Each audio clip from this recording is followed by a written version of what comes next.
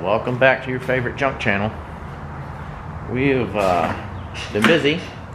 We went ahead and dealt with the rust in the floor pans. So these were I didn't just spray over the rust. They were cleaned, all the loose stuff knocked away. They were treated with Evapo-Rust, then they were cleaned again, and then they were sealed with POR 15, which, if you haven't used POR 15, it's a miracle. It's basically a urethane that encapsulates the rust and locks out moisture so that it stops rusting. And because it's also a urethane, it provides strength to the panel that you've lost because of the rust. It's basically impenetrable. It's good stuff.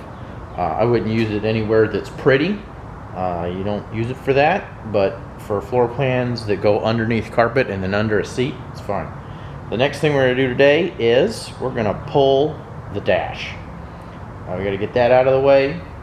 We got to get rid of the rest of the trim out of here, and then hopefully get rid of some other stuff. We did find, I've already pulled the trim on this side. We've got some rust here.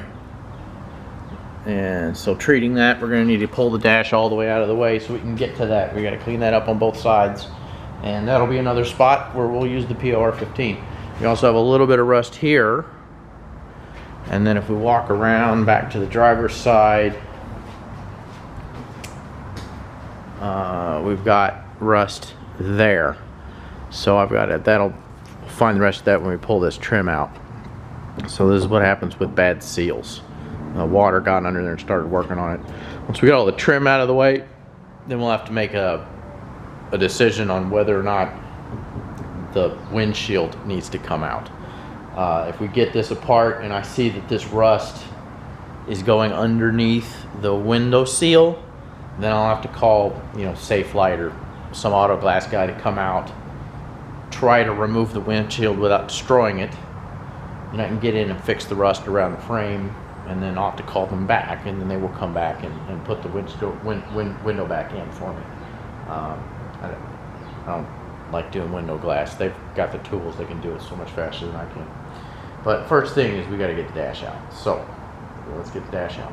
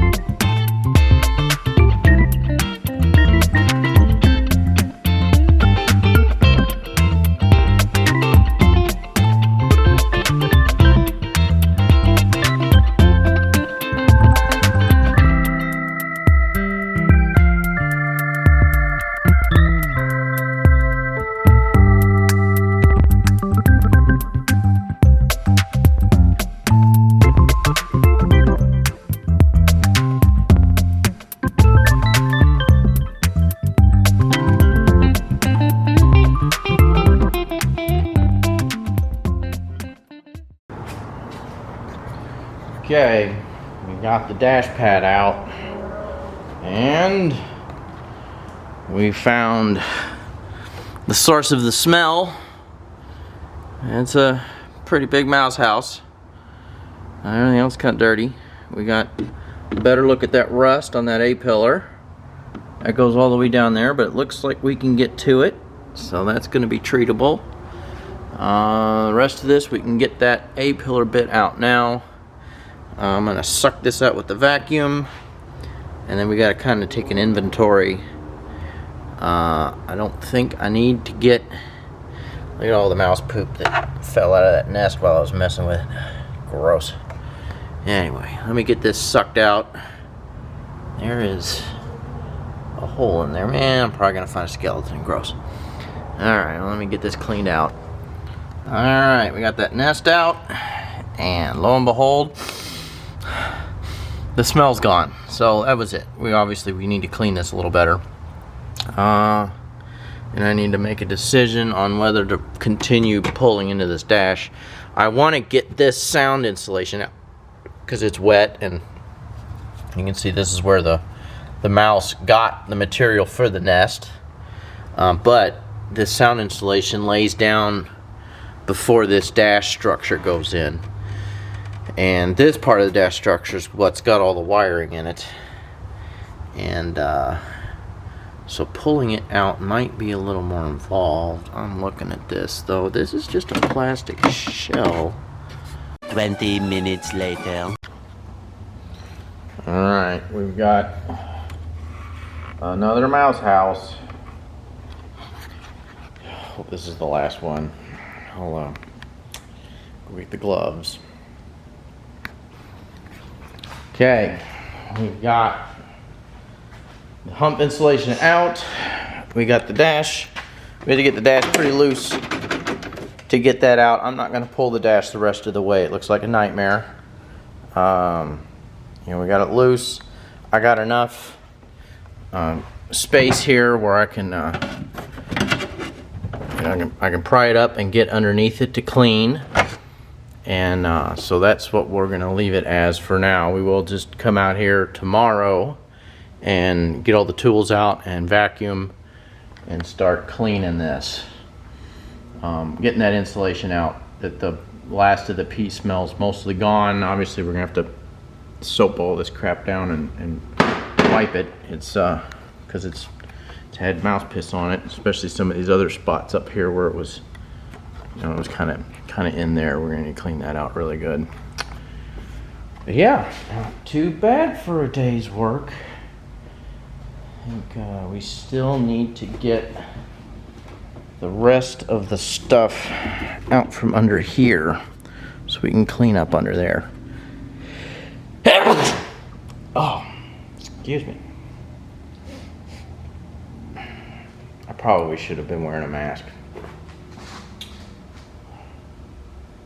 Yep, I should have been wearing a mask. Poking around on this car, I decided to take a look at these tires. They look in good shape. They've got a lot of tread. Stick your fingernail in them. They feel supple. 420 tread wear all season, Exta ASX. When we get around to here, let's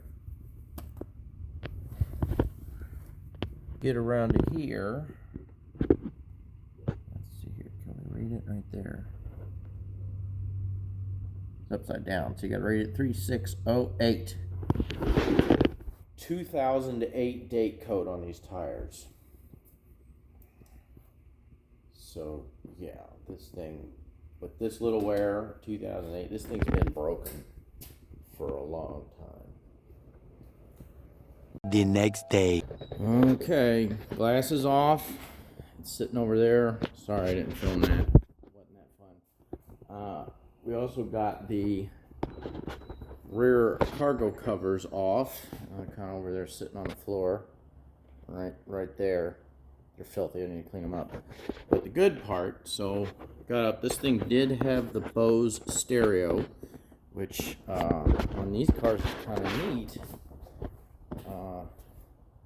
I guess it's weird, right? But what GM did and Bose is the amplifiers were at the speaker right there. That's the amplifier for the speaker. Now, somebody put an aftermarket speaker and we got an extra wire going through it to back to the head unit. But I'm gonna see if I can bench test these amps and see if I can get this working. Because if I remember, it didn't sound terrible. And if I can't, no biggie.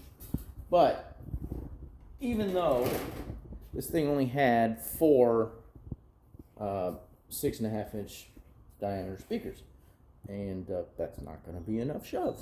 So, cool part here is the car did come with this infinity sub enclosure that was kind of sitting here, and it didn't work. I'm guessing it probably got wet, whatever. But the driver was in fantastic shape.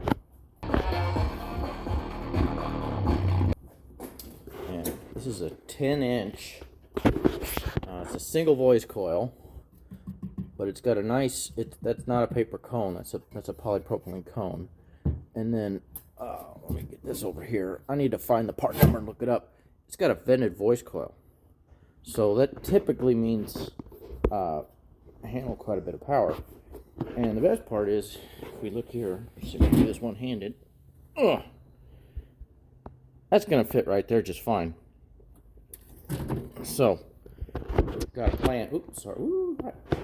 So there's a plan there. I need to get the specs on that sub, measure the volume of that hole, and then make whatever adjustments I need, get it mounted. It's going to need to be sealed off, because what we'll need to do is, since that's cargo floor, we can't have a driver right there where something's going to stick in it. So it'll be a flat floor with a cover, and then there'll be 1 or 2 bandpass outputs. So we'll port it. I'll either port it up through the passenger deck, which I might, that actually probably isn't a good idea, because we've got this bulkhead right here is goes right into this area. Ooh, airplanes. So we can put the port in here and it'll exit behind the seat, and I don't have to worry about stuff sitting in it. And yeah, so that's what we're gonna need to do. I need to design a totally enclosed bandpass enclosure so that the driver doesn't need to be exposed to the passenger compartment. And we'll drill a port, put the port right there. That'll work great.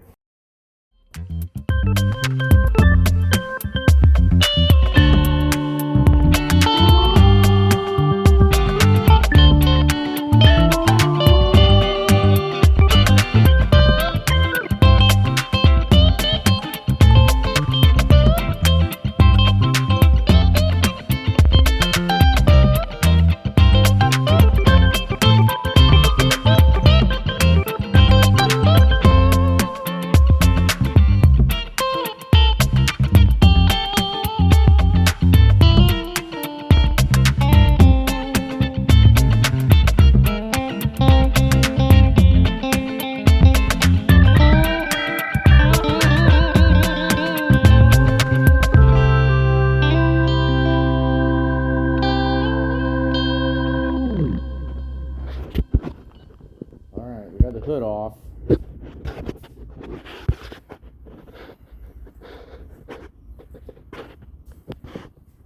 Got the glass out.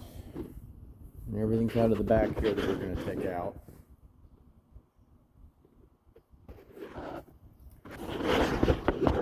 It's going to be about it for this one. I think the next installment we're going to get the doors off of it.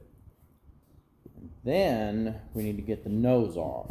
So we need to get this off on and onto a work stand, and we got to get the rear bumper cover off. And then with this out of the way, let's see, we've had that AC condenser was leaking, so we can get that out of the way. That looks like a newer radiator. But I'll look inside of it later. Anyway, we'll get the nose off, we'll get the tail off, we'll get the fans and the radiator up out of the way, and then we can start sanding on things and start pulling the motor out.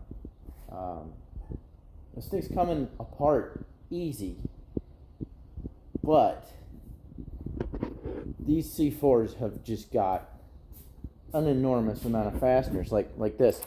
These are all the nuts and bolts that held the shroud on. Where did I put that? I set that down right here. This shroud here. So this covers up the AC condenser and the radiator. It is not a structural piece. It holds no load. It's just supposed to keep air from going over the aerator, makes it go through the radiator. Not structural. A dozen bolts and big ones. And then the hood hinges itself, 1,